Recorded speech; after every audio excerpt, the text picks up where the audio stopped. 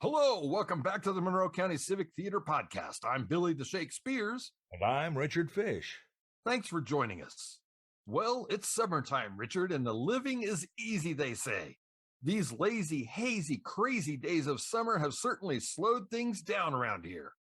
This installment was intended for the 4th of July, but one thing led to another, and well, here it is August. Well, Billy, it's never too late to celebrate, and August is the only month without a major holiday, so we can just wade right in and fix that. So bring out the flags and the fireworks, and we'll have an all-American poetry picnic.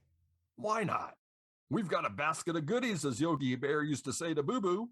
Oh, Mr. Ranger's going to like this one, Billy.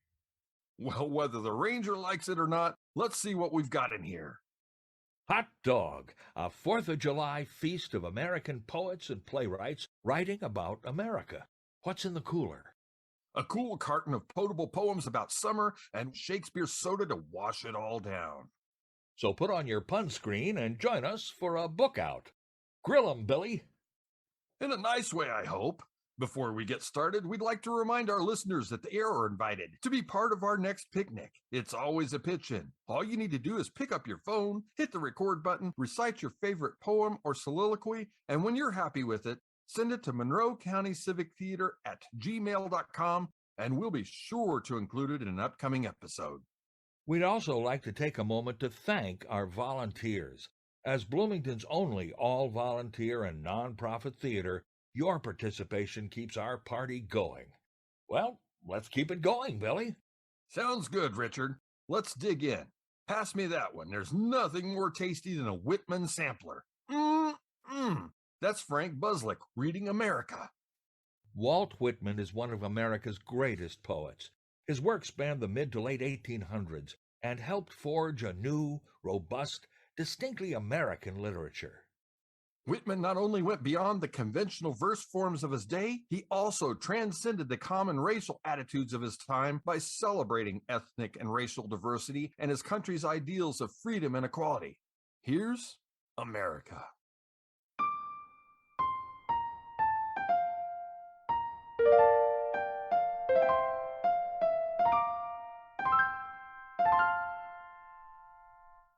Center of equal daughters, equal sons, all alike endeared, grown, ungrown, young or old, strong, ample, fair, enduring, capable, rich, perennial with the earth, with freedom, law, and love, a grand, sane, towering, seated mother, shared in the adamant of time.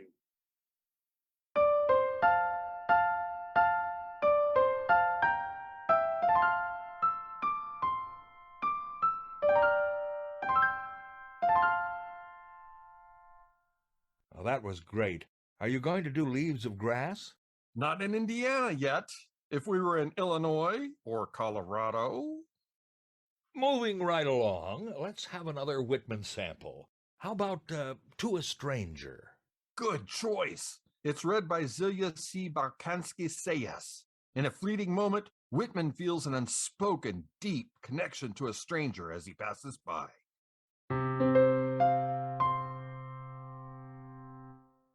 Passing stranger, you do not know how longingly I look upon you. You must be he I was seeking, or she I was seeking. It comes to me as of a dream. I have somewhere surely lived a life of joy with you.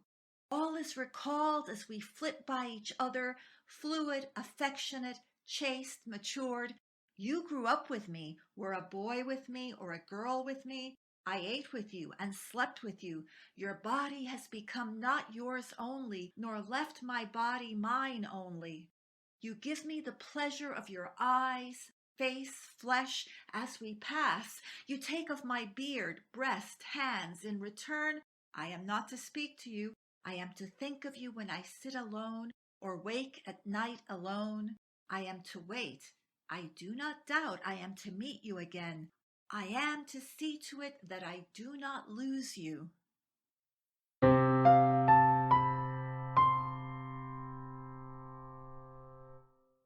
That was delicious. Can we have just one more? Don't worry, they're not fattening. How about the one that praises the spirit of the common man? It's off to work they go, all singing their carols and songs, full of pride and energy and just the joy of being alive.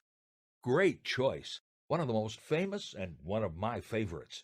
Here's Frank Buczolich reading I Hear America Singing.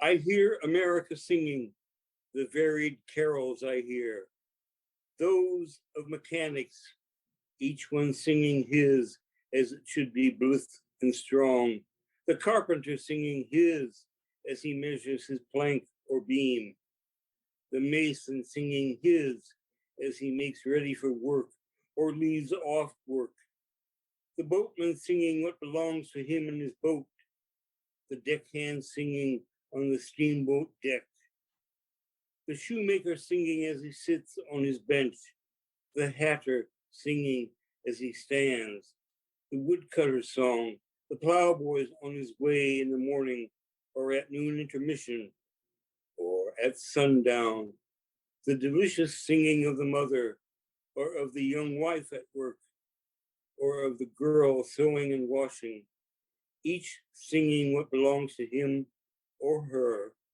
and to no one else. The day, what belongs to the day. At night, the party of young fellows, robust, friendly, singing with open mouths their strong, melodious songs.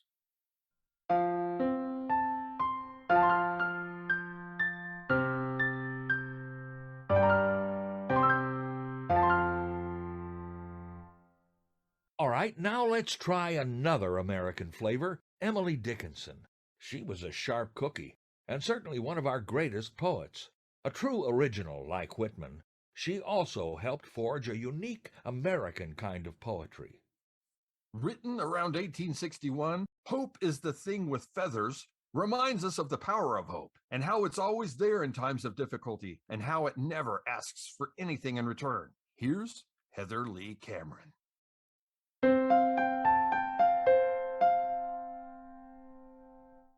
Hope is the thing with feathers that perches in the soul and sings the tune without the words and never stops at all. And sweetest in the gale is heard, and sore must be the storm that could abash the little bird that kept so many warm.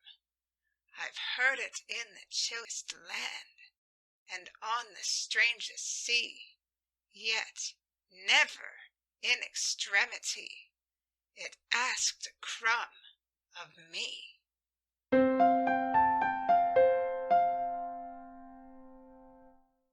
Sounds like hope not only springs but sings eternal in the human breast. Her poem does seem to echo that sentiment of Alexander Pope from 100 years before. Sort of proves his point and hers. Great poets are always trying to find what's true and what matters. And here in the middle of summer, it conjures up images of the beach, of cooling off in ocean waves, building sandcastles and backyard barbecues. Life is Skittles and life is beer. Summer life is bugs and poison ivy, grass for mowing that won't stop growing, sunburn and sweat, that's what you get. The heat, that maybe you can stand, but the humidity has got out of hand. Shaggy doggerel like that just makes it worse. Now, come on, Billy. You know you love summer. Yeah, in spite of all that, it's my favorite season. Sunny summer days and dreamy summer nights, like the one in Shakespeare's masterpiece, A Midsummer Night's Dream. How can you not love summer after seeing that play? I should have known the old shake would come round to that one, Billy. That play is one of Shakespeare's most popular. MCCT has staged it in the park many a time. And what do you know? Here in the cooler, we have a bubbly reading by Maryann Iaria of the Fairies speech from Act 2, Scene 1. The moon is up and the fairies are out. Deep in the forest, Robin Goodfellow, a.k.a. Puck asks a harried fairy hurriedly flying by, "Whither you wander?" which gets him this reply.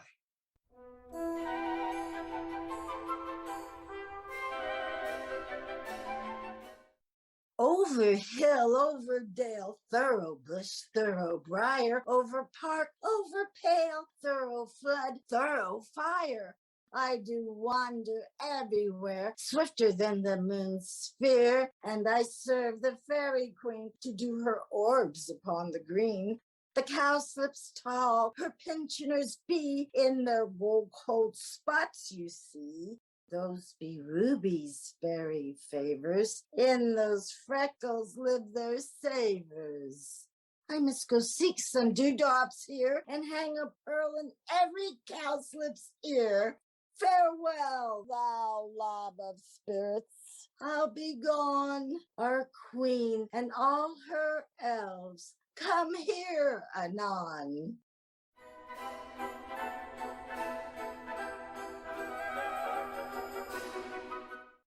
Now that brought back memories for me, musical ones.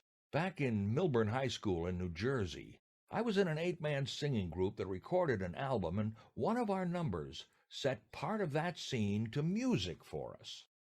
No kidding. You sang Shakespeare? I wish I could hear that. Well, A Midsummer Night's Dream is all about magic, so your wish is my command. Here's the Millburnaires with Titania.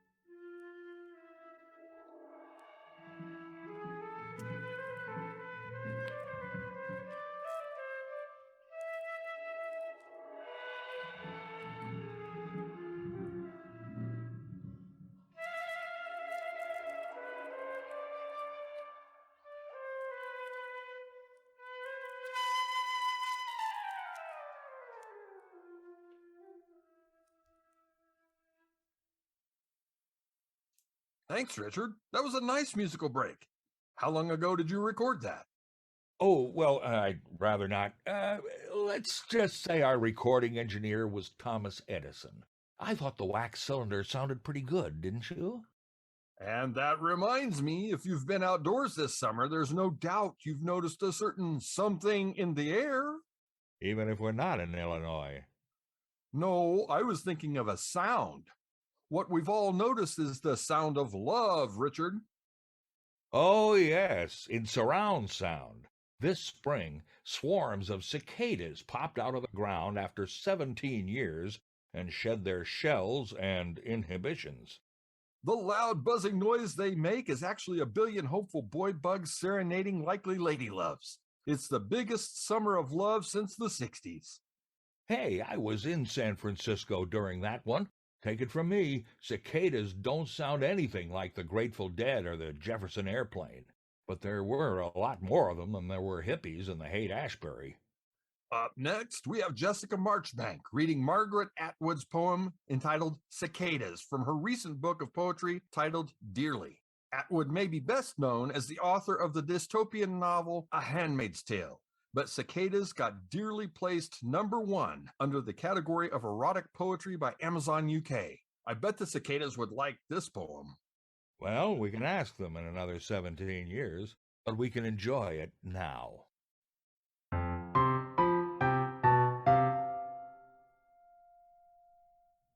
Finally, after 9 years of snouting through darkness, he inches up scarred bark and cuts loose the yammer of desire, the piercing one note of a jackhammer vibrating like a slow bolt of lightning, splitting the air and leaving a smell like burnt tar paper.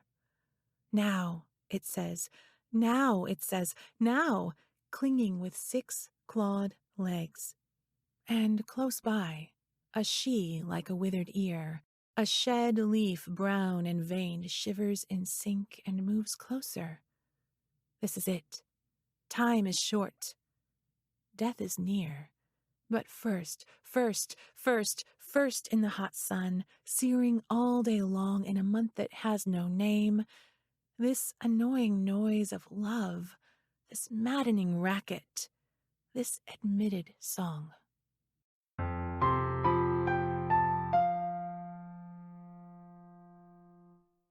Richard, were you really in San Francisco during the Summer of Love? Yes, Billy, I really was right there in the Hashbury, but I have a confession to make. I was only there for 3 days, and the only thing I had to wear was my Eagle Scout uniform. Well, that's a perfect introduction to our next poem by an American writer, novelist, and champion of confessional poetry, Sylvia Plath. Oh, yes, confessional poetry, an artistic movement of the 1950s and 60s in which authors reveal personal thoughts and feelings considered taboo in that time. Sylvia Plath is one of the best-known poets in that genre. Blackberrying begins with the simple summertime activity of picking blackberries, but Plath's disturbing outlook grows increasingly apparent. Jessica Marchbank reads.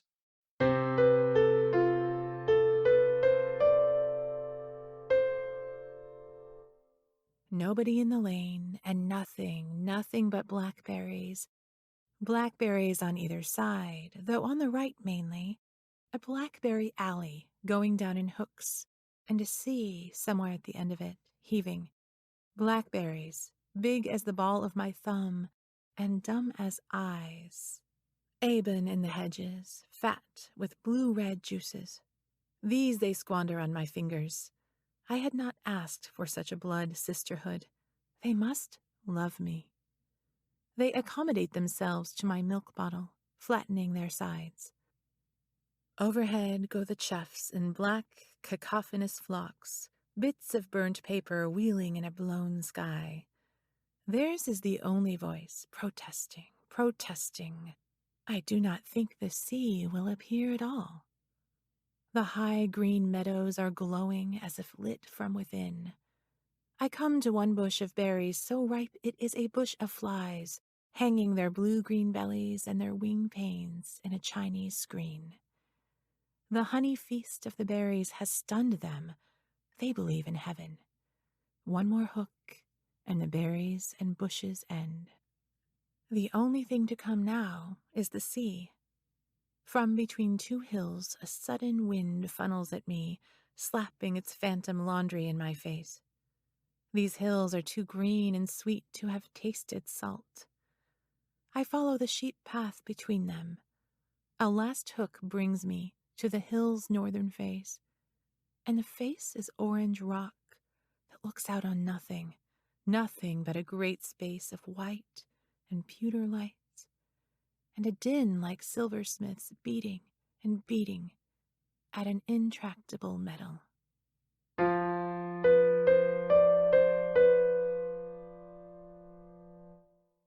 Billy, that was a little unsettling after all our snacking from the picnic basket. Can you give me something to take care of that? They say laughter is the best medicine, so let's hear Zilia C. Balkansky-Selles reading from the Herb Gardner's play A Thousand Clowns. Gardner is also known for his work as a screenwriter, commercial artist, and cartoonist. In A Thousand Clowns, an unemployed television writer, Murray Burns, lives in a tiny New York City apartment with his 12-year-old nephew, Nick.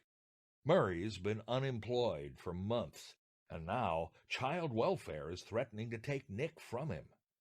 In this scene, in an effort to justify himself as a capable guardian, Murray expounds his nonconformist worldview to the social worker, Sandy, who's been sent to investigate him.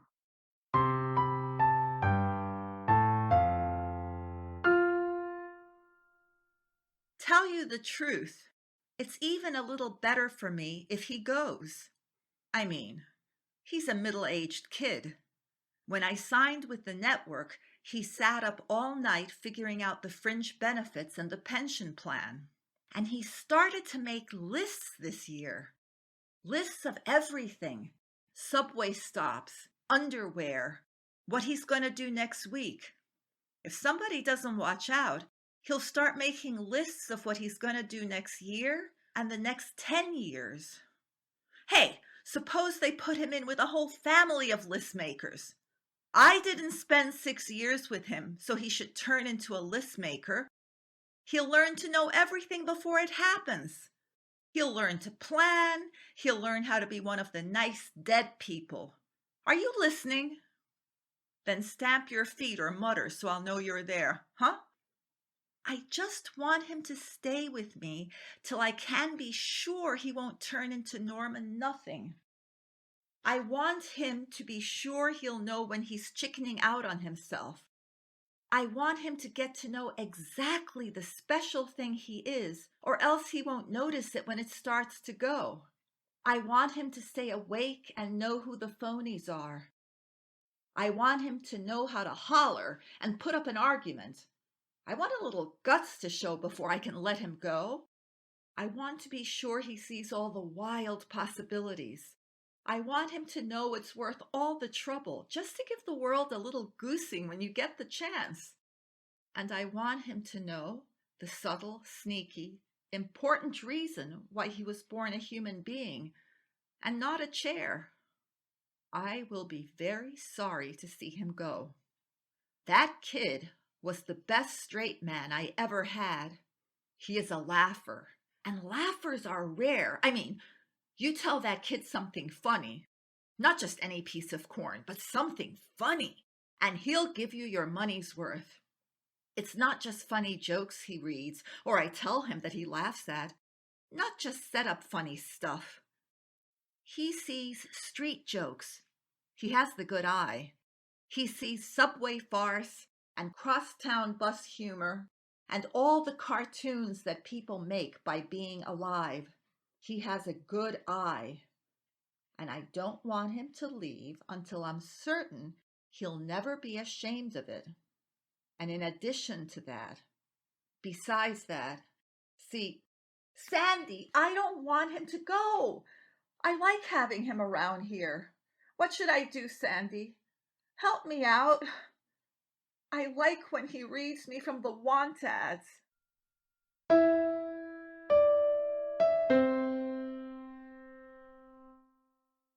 That kind of comedy is very American, Billy, and so is the work of playwright and screenwriter Tennessee Williams. In fact, he's considered one of our country's foremost 20th century dramatists, and one of his most famous works is called A Streetcar Named Desire. Here's a scene from that play. Down on her luck, Blanche Dubois, former Southern belle, moves into a shabby apartment in New Orleans with her younger sister, Stella, and her husband, once famously played by Marlon Brando.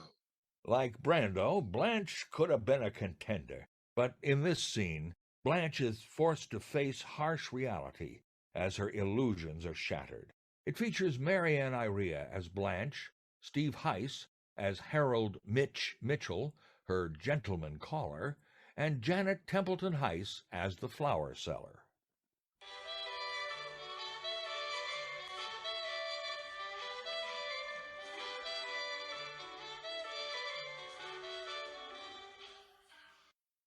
I don't mind you being older than what I thought, but all the rest of it, why, that pitch about your ideals being so old-fashioned, all the malarkey you dished all summer. I knew you weren't 16 anymore, but I was fool enough to believe you were straight. Who told you I wasn't straight? My loving brother-in-law, and you believed him? No, I called him a liar at first, and then I checked on the story. First, I asked our supply man who travels through Laurel, and then I talked directly over long distance to this merchant. Who is this merchant? The key fobber.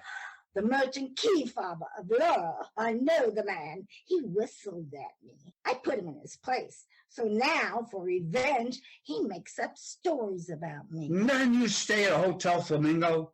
Flamingo? No! Tarantula was the name of it. I stayed at a hotel called the Tarantula Arms. Yes, a big spider. That's where I brought my victims. Yes, Oh. I had many meetings with strangers.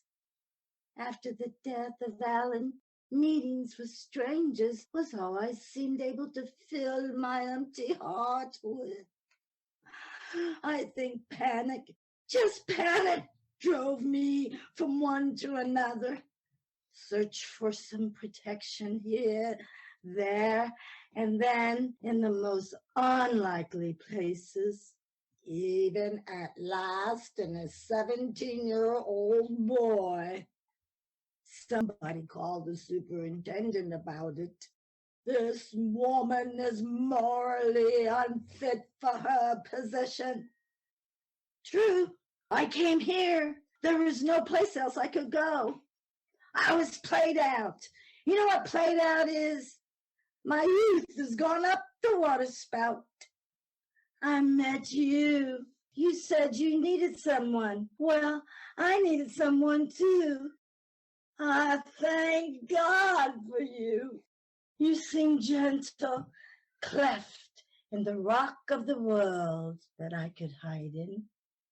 I suppose I was asking, hoping too much. Keyfather Harrison Shaw had tied an old tin can to the tail of a kite. I thought you were straight. Straight? What's straight? A line can be straight, or a street, but a heart, a human being. You lied to me, Blanche. Don't say I lied to you. Lies, inside and out, all lies. Never inside. I never lied in my heart. Flores, para los muertos, What's that? Coronas, para los muertos. Flowers for the dead. No, not now, not now. Flores. I lived in a house where dying old women remembered their dead men crumble and fade. Regrets, recriminations. If you'd done this, it wouldn't have caused me that. Legacies and other things, such as blood-stained pillow slips.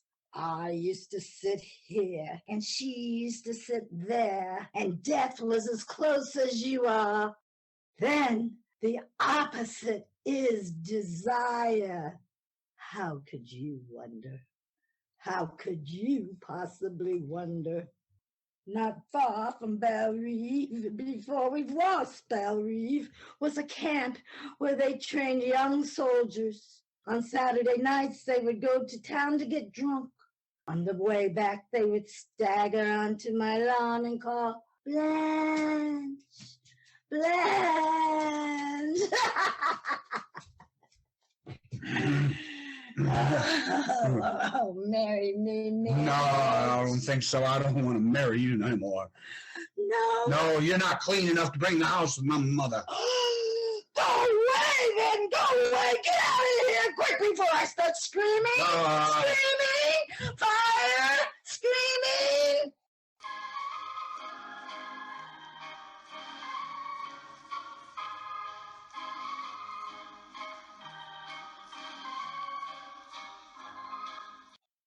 Up next, an original work. Oh, yes, we welcome original works for our podcast, too. Are there any writers out there looking for a chance to share their work? We're eager to discover the next Shakespeare or Indiana Williams, and who knows, it could be you. Frank Buczolich wrote this poem entitled Ellis Island.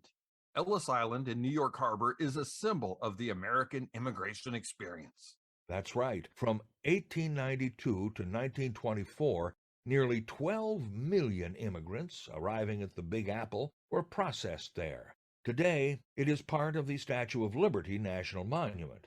If you're ever in the vicinity, it's open to the public, but you'll need to take the ferry. It's on an island, after all.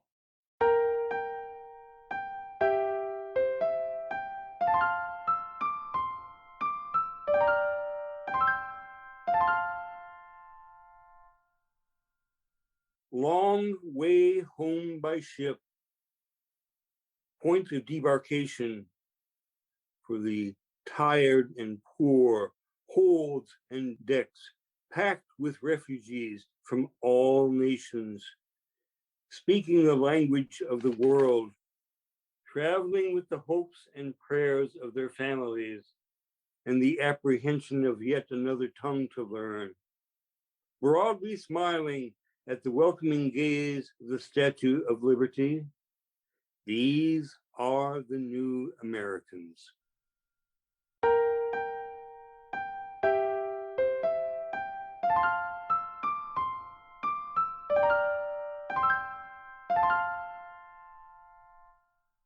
And that brings us back to our 4th of July Patriotic Fair. Richard, I know you've got something special for us. Well, me and the Monroe County Civic Theater and the National Audio Theater Festivals and Grand Master of American Radio Theater, Norman Corwin. Billy, what we're about to hear is a pretty amazing piece of audio, and a lot of us think this is a really good time for it to be heard. The original version of this script was written and produced in 1 week, 80 years ago, by Norman Corwin, who was featured every week on CBS. Ray Collins headlined the first broadcast in July of 1941, and then Orson Welles broadcast it again, bringing the country together on the infamous evening of December 7th, after the attack on Pearl Harbor.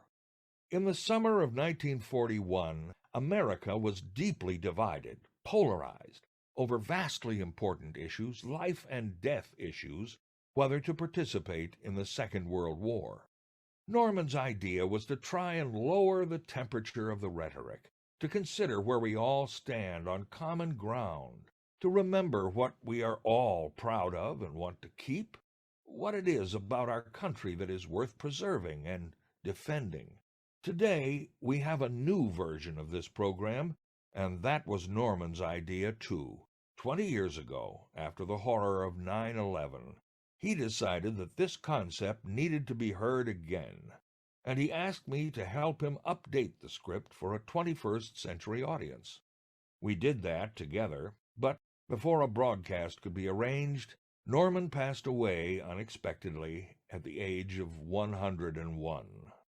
I finally got the chance to produce it this year for the National Audio Theater Festival's Here Now event in June, and the Monroe County Civic Theater was a huge help. Big thanks to Jason Lopez for connecting me with a lot of wonderfully talented performers right here in Bloomington. But we also had some wonderfully talented people recorded literally from Manhattan to Maui. It's a large cast featuring equal numbers of men and women, performers as young as 10, all the way up to 84, and about half of them are either African American, Hispanic American, or Asian American. This audio theater production is not a lecture, It's a conversation. It doesn't tell you what to think. It tries to get you thinking so you can make up your own mind. The program asks some important questions, but does not necessarily answer them. It presents a range of views, but you'll be told right up front that you don't have to agree with any of them if you don't want to. This is America, after all. The original idea, and quite a lot of the original script, still remains as it was, because anything that's been valid for 80 years is a pretty good bet to be true for a while longer. And that comes down to this. If we stop shouting at each other and start listening, if we first identify where we agree and then look at things from that perspective, if we remember that every time we've worked together over the last 2.5 centuries, we've accomplished wonderful things, we all stand a better chance of having a better future. We can find better answers. We can make better progress. We can be a better country if we can have a quiet conversation between Americans.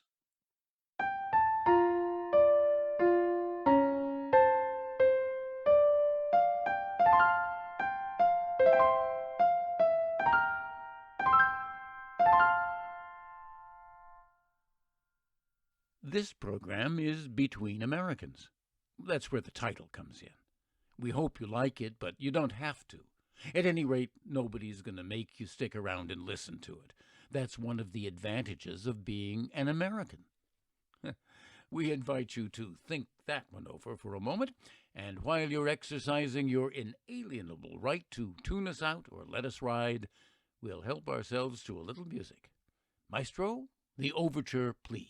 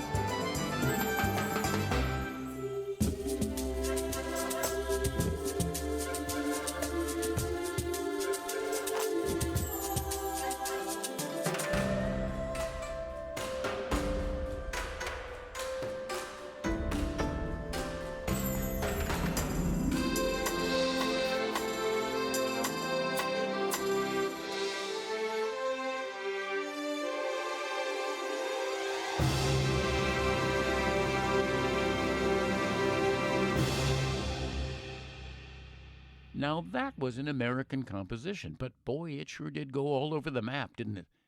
But then mixing in different strains has never bothered real Americans. Not when we've got states named after French kings and English queens, or lifted right out of the Spanish language like Nevada, or out of ancient Latin like Montana. Or take Vermont. That's French for Green Mountain. For green, mount for mountain. They call it the Green Mountain State, don't they? You know, if we were to hold a convention of all the people who live in foreign-sounding American towns, we could fill quite a sizable stadium. Among the delegates registering on the first day would be... Me. I'm the delegate from London, Minnesota. I'm in from Dublin, California. Whose turn? Me? I'm from Rome, Mississippi. And I'm from Tokyo, Texas. I came all the way from Shanghai, West Virginia. And I live in Manila, Utah. I'm here from Goshen, Indiana. And I hope you don't mind. My wife's deployed overseas, so I brought our son with me. Hello. Oh, sorry, ma'am. I didn't mean to get in front of you. It's all right. I'm the delegate representing Geneva, Washington State. My town is Toronto, Kansas. As for me, Lisbon, Maine.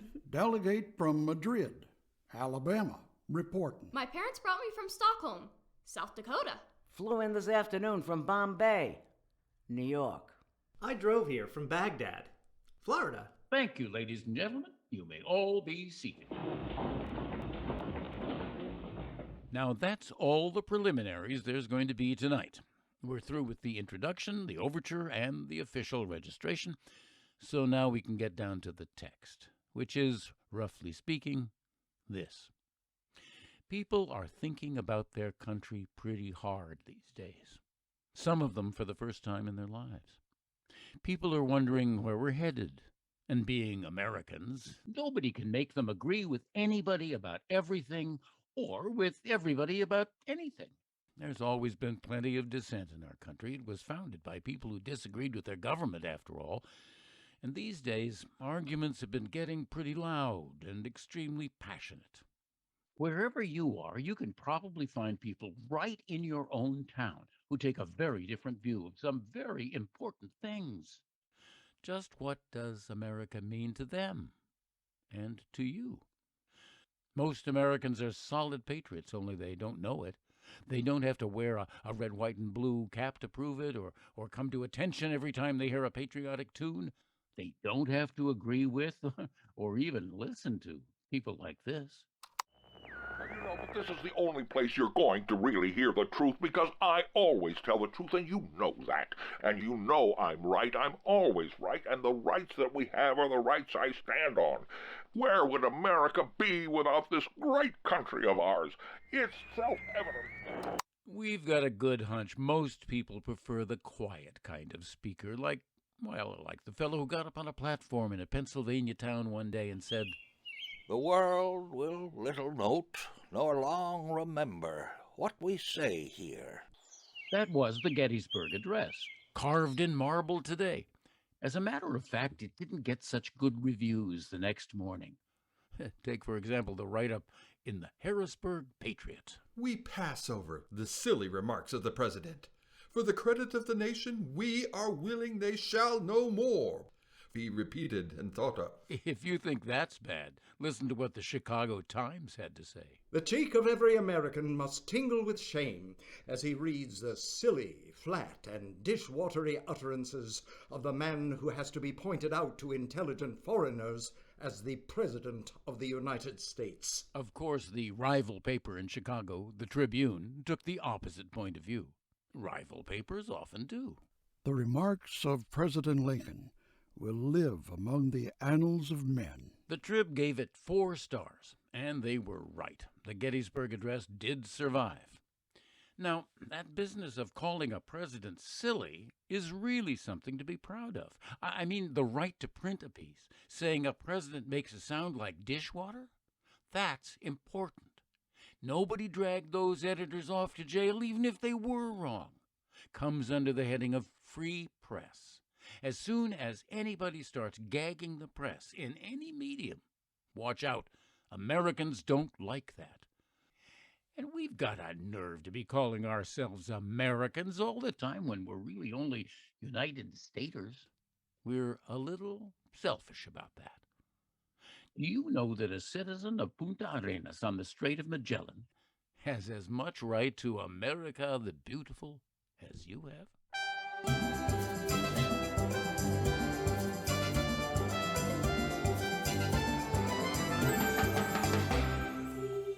If any of you folks hear this program down in Mexico or Chile or up in Quebec, or even if you're an Inuit in the Arctic, we hope you'll overlook our calling ourselves Americans as though we're the only ones in the hemisphere. We do that just because it's so much easier to say than anything else, and also because it sounds so good. But before we leave the subject, what about the original Americans, the Native Americans? If we're going to be honest, their story doesn't sound so good. The peoples of the First Nations, who were here before any lines were drawn, are brave peoples, too often confronted with hatred, bigotry, and broken promises, and even shot down, starved out, and violently forced into exile by the waves of newcomers arriving from all over the world. They've been fighting a losing fight against great odds. The fight so many people of all countries have had to fight, the fight to keep their lives from being lived in fear. Today, we are all attacked by people who are trying to shove fear right in our faces. We call them terrorists, and we don't always know where they're coming from, in any sense of that phrase.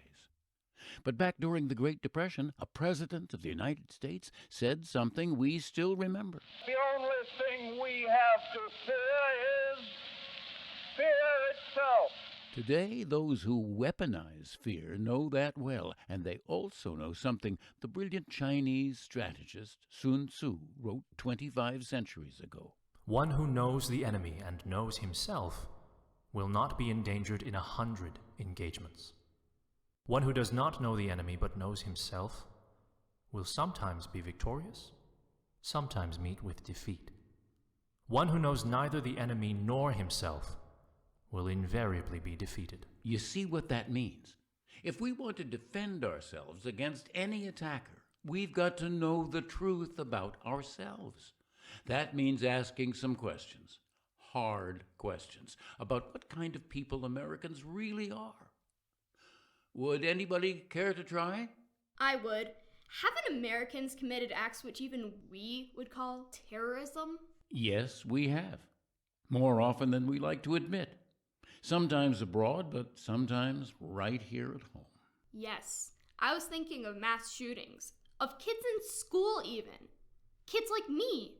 Wow, this isn't something you should even have to think about. That's one of the worst terrorism, straight up. We ever had anything like that when I was growing up. Someone should be able to do something about that. That's awful. Well, we won't stop it. What do we regulate guns? That kind of thing happening. There's nothing to say but shame. Just horrible. Oh, yes, horrible.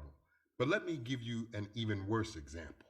The first 5 generations of Americans lived in a country that officially permitted slavery. Slavery based on race.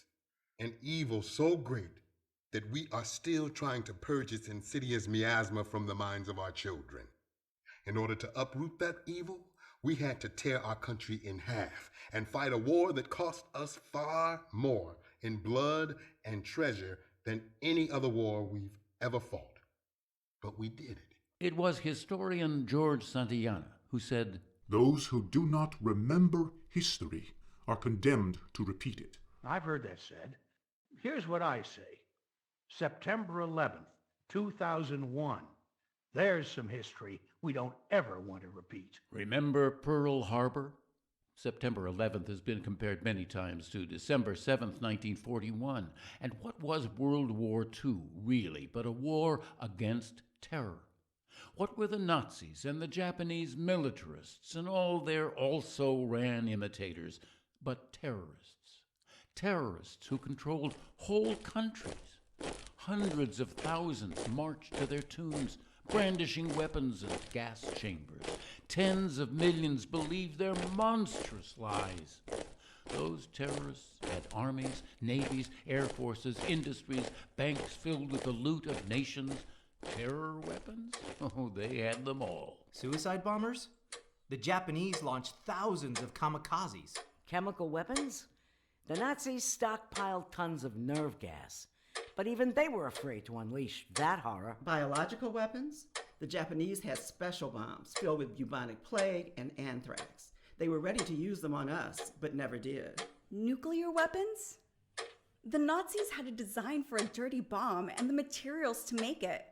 Lucky for us, they didn't get it done in time. Lucky for us. Pearl Harbor and 9/11 together killed 6,000 Americans, and we will never forget. But the war against history's worst terrorists devastated the world and cost us in America over 1 million casualties, more than 400,000 dead, defending our liberties. We'll never forget that either. We gave up some of our liberties to fight that war, didn't we? Well, yes, we did. For the duration of the war, that is. Like some freedom of speech and information. Lots of things were secret. Radio stations weren't even allowed to broadcast a weather report. But reporters still did their best to report the truth as they saw it about what was going on. In wartime, people could accept things like that. But then we pretty much canceled the Bill of Rights for more than 100,000 Japanese Americans, not just legal immigrants, full citizens too, and forced them into internment camps for the duration, to be sure. What do you all think of that? Oh. Look, after Pearl Harbor, people were afraid some of those Japanese folks would be spies or, what's the word? Saboteurs, you know? Terrorists. And we weren't marching them into gas chambers or anything. Those people had food and clothing and housing. Families could stay together. And the kids even had schools. Oh, come on. Those crummy houses didn't even have plumbing. They had a hard life, and it wasn't right. The Supreme Court finally said it was unconstitutional. Oh, yes, and they were released in 1945, and eventually we officially apologized and even gave $20,000 to each one we could find. Decades later. Those are all just excuses. It happened because we were afraid. Afraid of people just because of how they were born, because they were different. Seems to me Roosevelt was right. The only thing we have to fear really is fear itself. At least it teaches everybody a lesson African Americans have always known. It can happen here. When the Second World War was over there, we said this over here. We've learned that freedom isn't something to be won and then forgotten. It must be renewed, like soil after yielding good crops. Must be rewound like a faithful clock, exercised like a healthy muscle. Free men who forget that lose their freedom.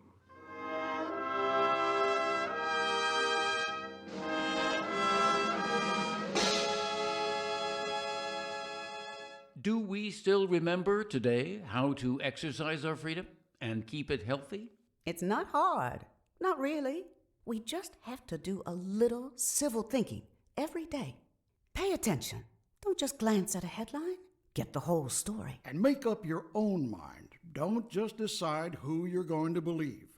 Find out what the facts are and think about them. Yes, trying to understand what's really true and what isn't. That's everybody's job. And so's using our freedom of speech. Shoot your mouth off against the bad appointment or the stupid zoning decision. Or sneaky ways to keep people from voting. Standing up against hate speech. Insisting that bad laws be changed. And good ones enforced. Voting in season. And demanding of our representatives that they be representative. If we don't do it, who will? That's a good question. It reminds me of something that's been said by a lot of different people, including Emma Lazarus, John Fitzgerald Kennedy, and perhaps most famously by Dr. Martin Luther King Jr. No one is free until we all are free. Well, we've made some progress on that, haven't we? I mean, Lincoln issued the Emancipation Proclamation over 150 years ago. But it took another century before we passed the Voting Rights Act. And it's not just about African Americans. Let me remind you that in Lincoln's day, a wife was still considered to be the property of her husband. American women, half the population, weren't allowed to vote for another 50 years. That's true. We have made some progress, and we shouldn't forget that. But we still have more to do, and we shouldn't forget that either. So, here's another good question. Americans will always defend their homes and families, but these days, are we really willing to take the time and do whatever needs doing to defend freedom for every American?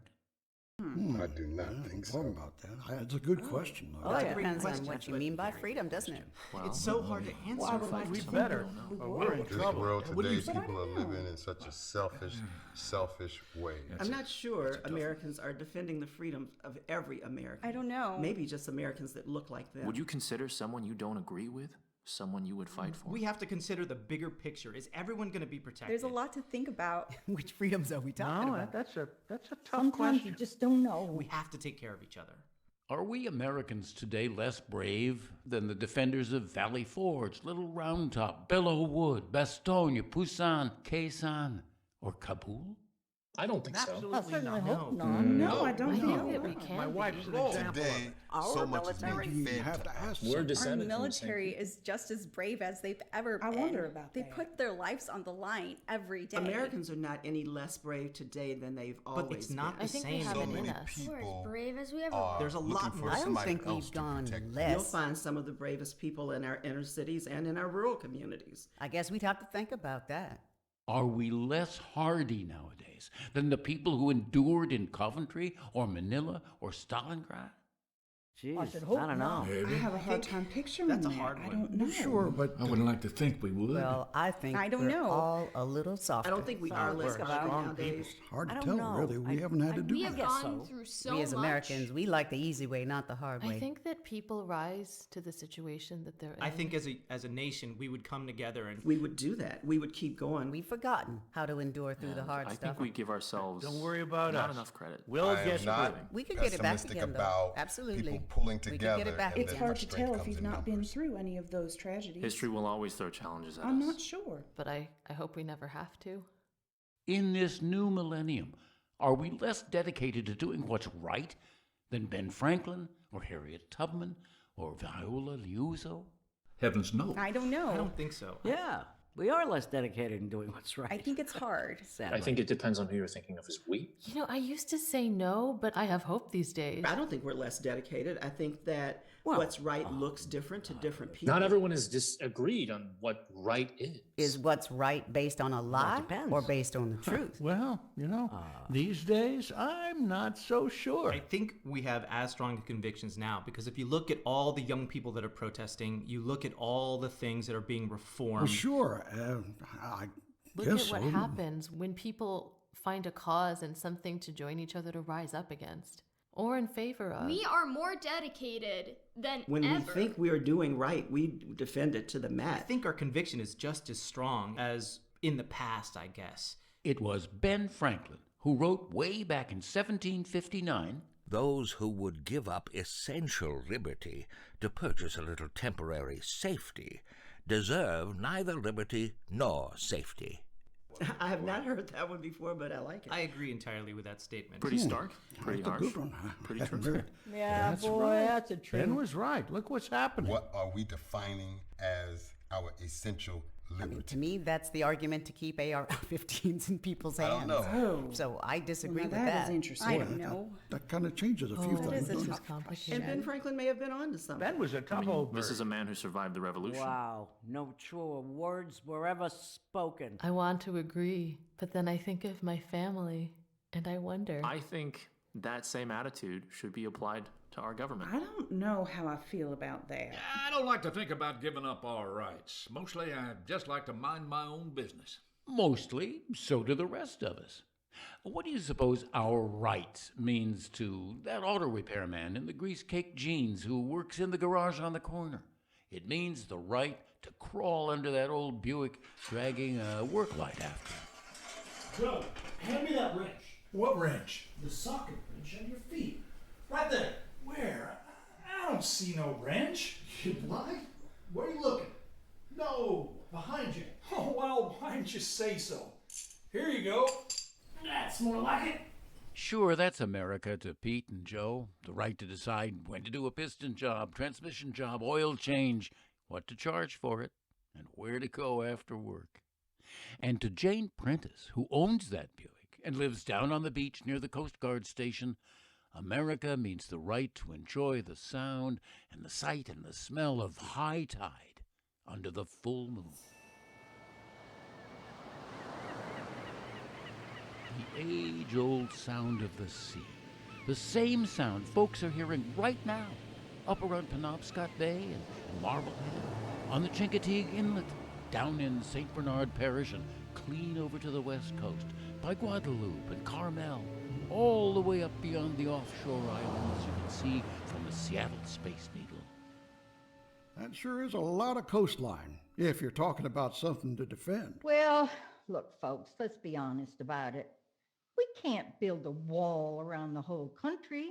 And if we got to fight, it's a lot better to fight somewhere else over there than over here, isn't it? Yeah, I guess well, so. it's better to fight it somewhere Well, else. I don't disagree.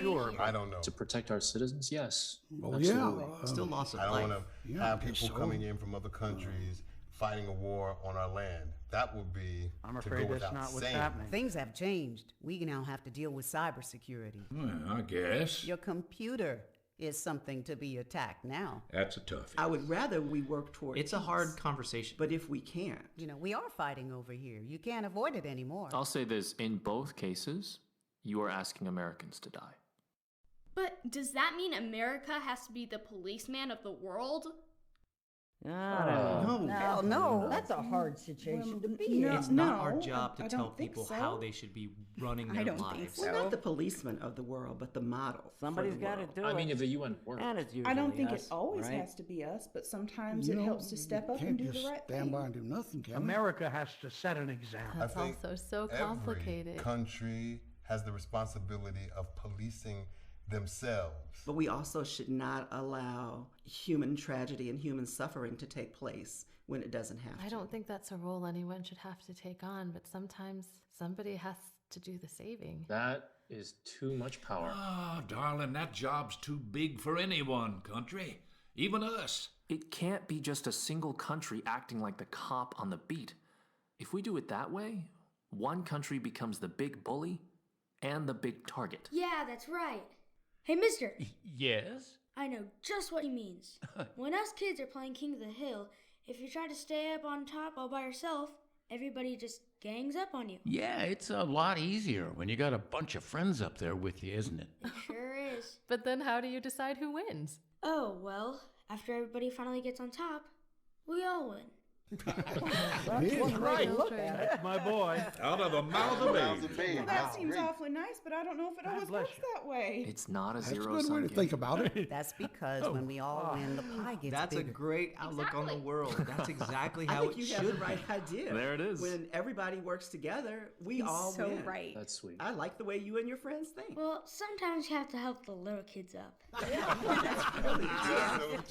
right, son. That's Hey, I like the way this kid Kids are thinks. smaller. They need a little boost You up. hear what my son said? He's smarter than all That's of you. a very kind thing to do. We should always try to do that. We all should be learning from these kids. Excuse me, but haven't we gotten off the track? Huh? So have we really? Yeah. Wow. Yeah. I don't think You're right. Oh, I see what you mean. Oh, wait. I guess Can you're right. you elaborate on Then. what you mean? Okay. We've been learning from the past and worrying about the future. I mean, that's good and everything, but what about the present? We still haven't said what America is. Yeah, you're Oh, right. honey, the present's connected to the past. They're Good recognized point. something. Somebody has to She's say right. Oh, my goodness. Back to the big question. So we haven't. If you weren't born here, or even if you were, how do you define America today? You don't do it by delving into one religion or another. Now, wait a minute. Religion's always been a big part of American life. So it has, in many forms. We've never even been able to count how many religions Americans have. And we've never needed to try, because our fundamental law guarantees everyone the right to believe and to worship peacefully in their own way. That's because religion was never intended to be part of American government. It was our founding fathers who put that in writing, using a feathered word processor. Congress shall make no law respecting an establishment of religion. The first words of the first sentence of the first article of the Bill of Rights. No, America has never been defined by religion. So how do we define what we all want to defend?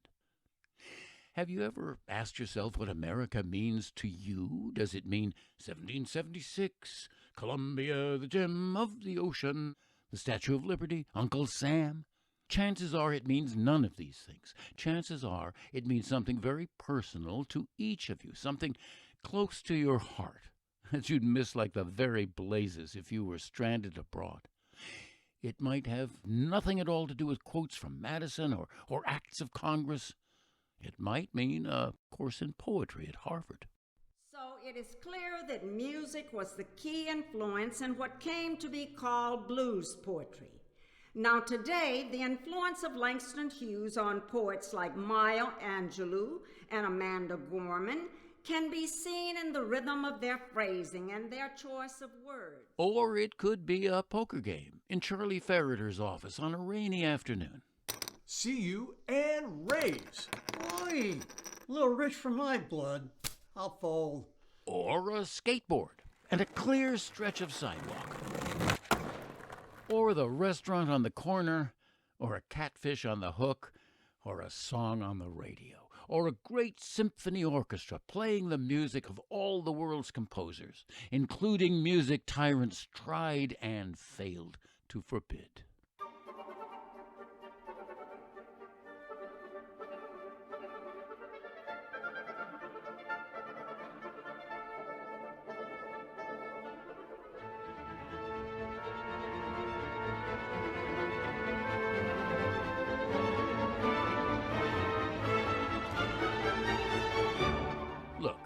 There are three things about America, three great things, which taken together make our nation unique. Americans all over the country can tell you about them. First, a geography teacher from Oregon. We are a large country, third largest in the world. Did you know that? Americans tend to grow up taking, well, call it a wide perspective. Well, why don't I come up and meet you for lunch? I'll drive up today. It's only about 100 miles. Second, a businessman from a small town in the Midwest. Aside from Native Americans, of course, most of us have not descended from people who lived on this ground for many centuries, like the vast billions in other lands. Instead, we are descended from people who embraced change, who rejoiced in the future, whatever their past may have been, who left birthplaces in every land to stand on new ground. Is it an accident that hundreds of millions of people all around the world would give everything they own to be in your shoes, a free citizen of this country, right this very minute? It's no accident. It's the third of those three great things. Ask an office worker from the East Coast. It's our system of government, a system that enables all of us to get along better than any other diverse population has been able to anywhere else in the world. I'm talking about representative democracy. You know, things like elections with secret ballots and an honest count, habeas corpus, trial by jury, freedom of speech, freedom of religion, the common law, the Constitution, the Bill of Rights, those things.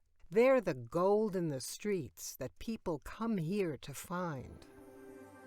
How else can you explain Frenchmen and Germans, Hindus and Muslims, Catholics and Protestants, Serbs and Croats, Arabs and Jews, all living in the same society without killing each other, living as neighbors instead of deadly enemies?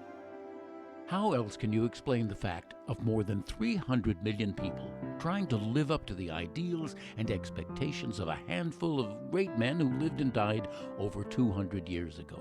Men who were so fed up with the kind of government they'd been getting that they stood up for their rights and then sat down and wrote a new constitution for themselves and their children, a democratic constitution.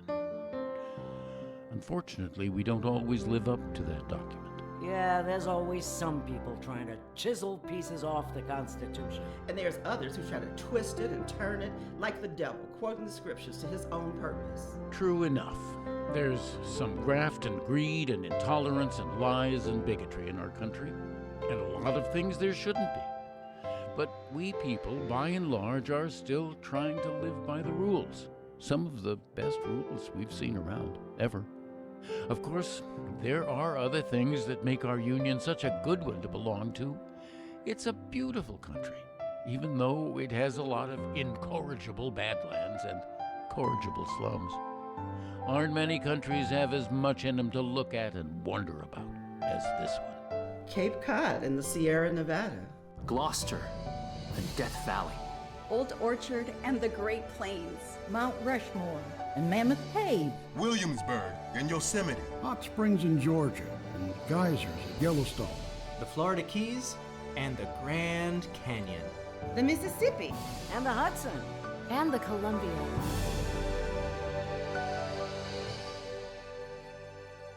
In the final analysis, there can be no analysis. Many a great thinker and poet has attempted it, but the country's too big for any one person. There's Walt Whitman and Willa Cather and Tom Wolfe, and they all felt the magnitude and magnificence of the great nation. They felt it and wrote about it in unforgettable ways. But still, it's bigger than any of them, or any of us. Whitman hit it on the nose when he said it was bigger than the president and his cabinet and the District of Columbia. It's not just Park Avenue or Broadway or the Loop or the Strip or the Golden Triangle. It's other things. Many, many, many other things. Steel towns. Farm towns. Mining towns. Wind farms. Ranch houses. Railroad siding. Motels along the interstate. 18-wheelers. Computers. Kettles of sorghum molasses. Gas stations. Sunday papers. Season tickets. Airports. Daycare. Night courts. Radios. Toothpaste. Television. Factories. Dogs. Cats. Video games. Skyscrapers. Guitars. Solar panels. Cemeteries. Subways. Cornfields. Offices. Docks. Hospitals. Oh, we could go on for weeks with this and never come any closer to a working definition of America. How can you add up all the neon signs, the smell of all the bacon and eggs frying in the morning, the bargain specials, the homework assignments, the businesses opening their doors, the cows let in from the pasture, the mileage clocked up on odometers, the rainfall and the snowfall and the wind drift? It's much too great for any person or any party, too much loved by all its people, loved in spite of and because of its faults and virtues and its past mistakes and future promises.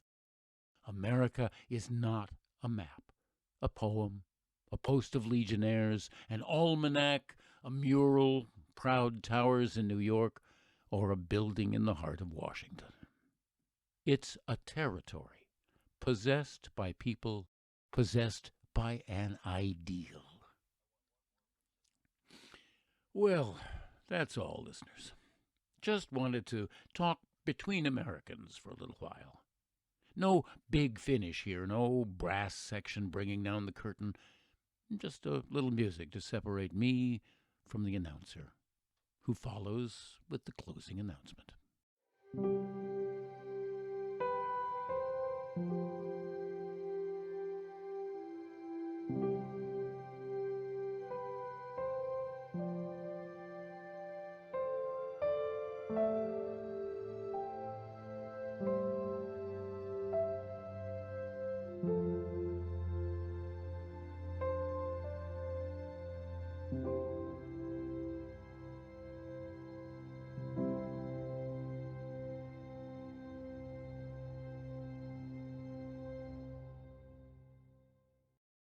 And thank you, Monroe County Civic Theater. It's amazing what we can do when we work together. Well, that wraps up our postponed picnic. Time to pack up our scraps and scram, leftover laughs and bits of ham. Before we leave, we'd like to thank everyone in the warmest way, all who listened to our show, and all the folks who made it go. That would be all of our wonderful volunteers. A special thanks to them. With their help and yours, the show shall go on with more readings and podcasts like this one, as well as the rest of our season's main stage events. What can you see in the future, Richard? Well, Billy, I see great things on the MCCT horizon. There's a long-awaited return to our in-person performances with Shakespeare's All's Well That Ends Well at the Waldron Hill Buskirk Park, and a somewhat silly, spooky spoof for Halloween by Roy Sillings called The Wolfed Man, the play, not Roy. What a great lineup! And that's not all. There's our second Shakespeare show, King John, in November, and a holiday show in December. So there are plenty more opportunities to get involved. You can find out about them and a lot more at www.mcct.org. Wow, we've emptied our picnic basket, but there's plenty more cooking in the MCCT kitchen. I'm sure that we've not bitten off more than we can happily chew. I think that we can pull it off in time without too much ado. Else the shake a liar call, and so good night unto you all. Lend us a hand and join our friends. With that request, our podcast ends. Oh, Billy, there you go, shaking the spear again. But that's swell, and all's swell that ends swell. And all may be well with all our listeners till next time. So long, everybody.